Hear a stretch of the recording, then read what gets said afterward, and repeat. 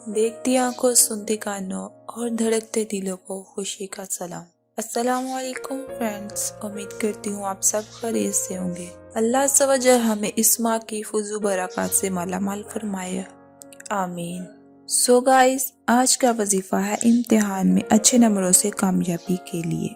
ये वजीफा अल्लाह सवजल के नाम पर मुश्तमिल है। शैतान दुम दबाकर भाग जाएगा। हल्की आवाज के साथ अजान देते रहें। घर का कोई ना कोई फर्द ये काम करता रहे।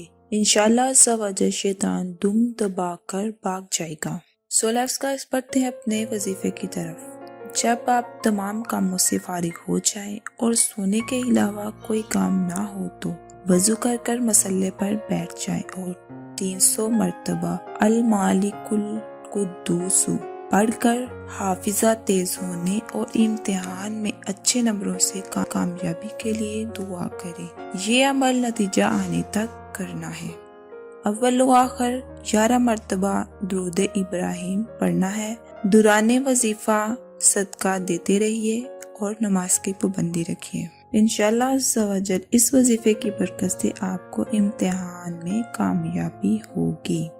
उम्मीद करती हूँ ये वीडियो आपको अच्छी लगी होगी। लाइक और शेयर करना मत भूलिए और जाते जाते बेल आइकन का बटन जरूर प्रेस करें ताकि हमारी आने वाली नेक्स्ट वीडियो आपको मिल सके।